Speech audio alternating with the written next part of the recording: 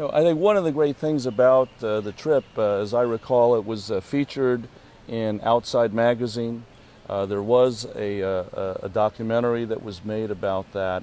And what did you guys do to sort of bring this cause of cataract blindness sort of to a wider audience?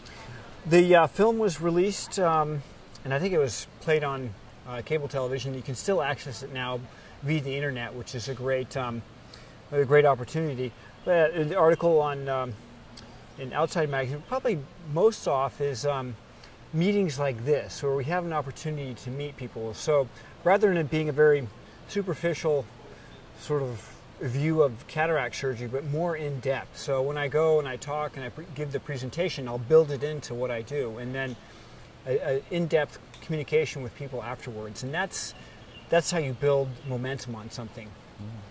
I mean, I think one of the neat things is you guys went straight from doing this cataract camp to doing a first ascent of a 23,000 foot peak in the Himalayas. Yeah, that was along with Dr. Tabin, and I thought that was just a great juxtaposition of filming the camp and then filming this ascent.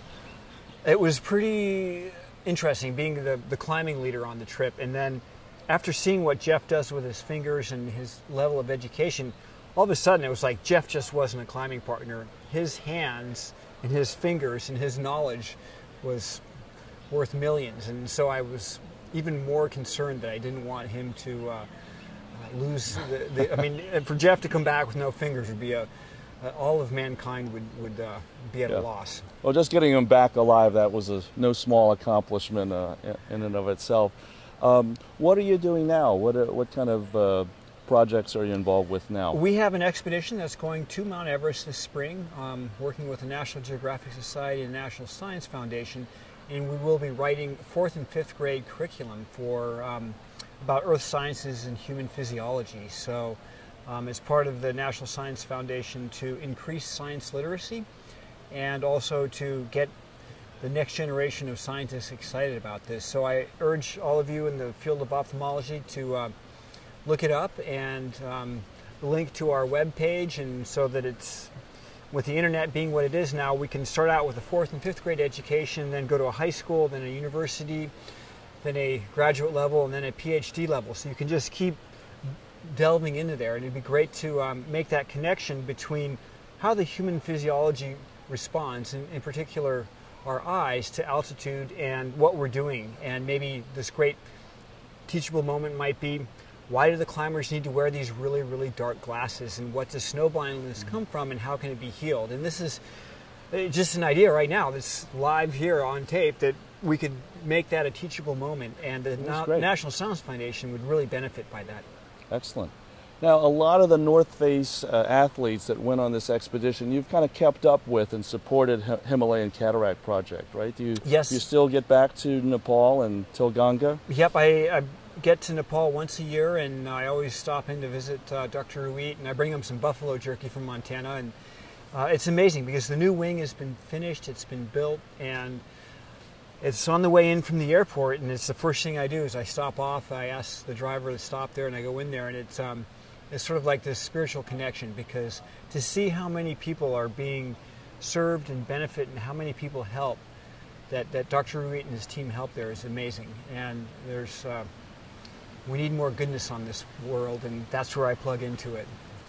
The last thing I want to ask you about is, tell us about this documentary, The Wildest Dream. I mean, I think this is something that everyone should see, and I know you can get it on iTunes and Netflix. It's a documentary, and it's pretty powerful. Can you just tell our audience what it's about?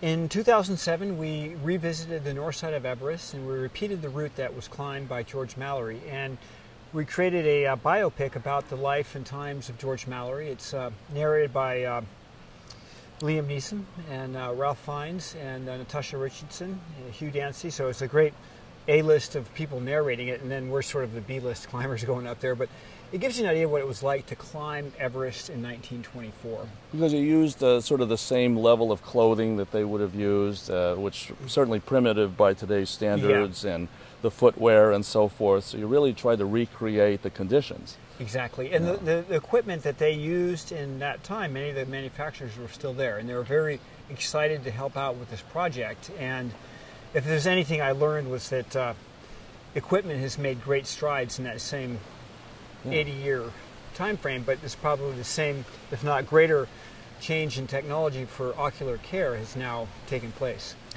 Well, you gave a great talk. You know, you were surrounded after the talk with so many people that you really connected with them.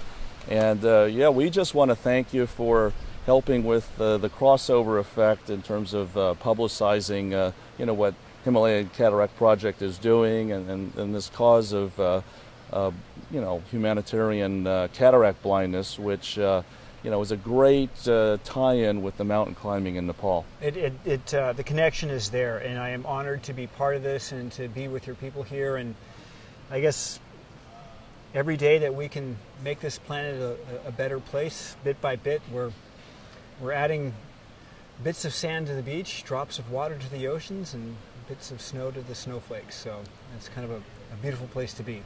Great. Well, thanks for talking to iWorld this morning. David, thank you. Yeah.